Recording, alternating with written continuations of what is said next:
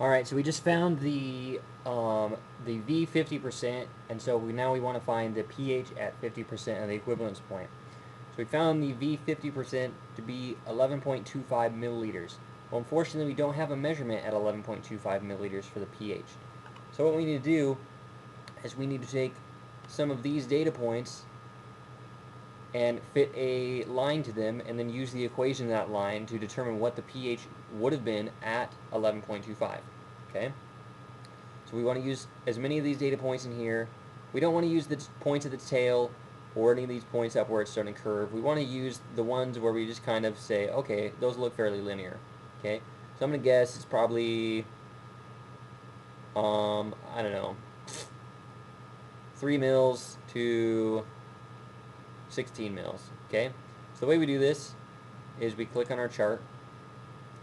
Click on chart, we go to source data. We go to series. We already have a series on here. I can give it a name. That's our pH curve. So we want to add another series. I'll just call that lower curve. So for the x values, we want to use the milliliters from 3 to 16. And for the y values, we want to use the same range. So we'll go from 3.68 to 4.88. And we just click OK. And we can see all it did was duplicated those points onto this same graph. Alright? So now what we want to do is fit a line to these data points. So it's really easy. Just go to chart, add trend line. If you have Excel 2007 or 2008, I think you just right click on the series and that dialog will come up, add trend line. Okay, so we want to just curve fit it to this lower curve. We want to do a linear regression. Click on options. We want to display the r squared value, display the equation on the chart, and display the r squared value. Okay, so this black line is just the curve, and the equation here is the equation that fits this line with the r squared value of 0.995. R squared values are going to range from 0 to 1. The closer it is to 1, the better it fits those points.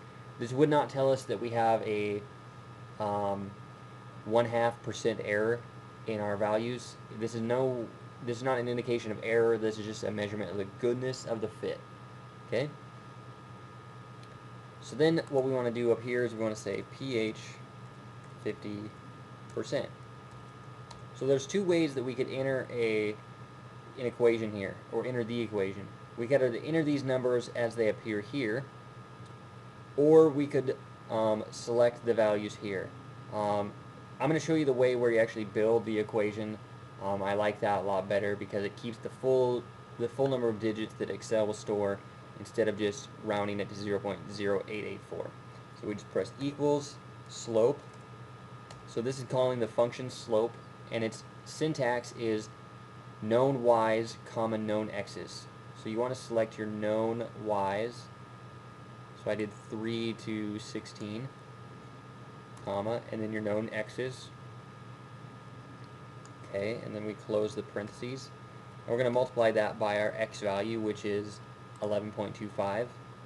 We want to add on the intercept, so we just go intercept. So this is calling the function intercept, and it has the same syntax, known y's comma known x's. So we go known y's comma known x's.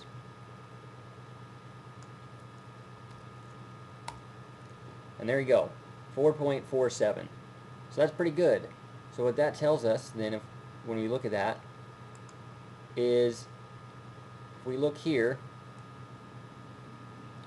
we know that Ka equals the H plus concentration at half the equivalence point. So the Ka is going to be 10 to the power of the minus pH 50%. So what we have found is the pH 50%, which is equal to the pKa of our acid. Okay, so all we need to do now, move this out of the way here a little bit. Ka, so that's equal to 10 to the power of minus our pH 50%.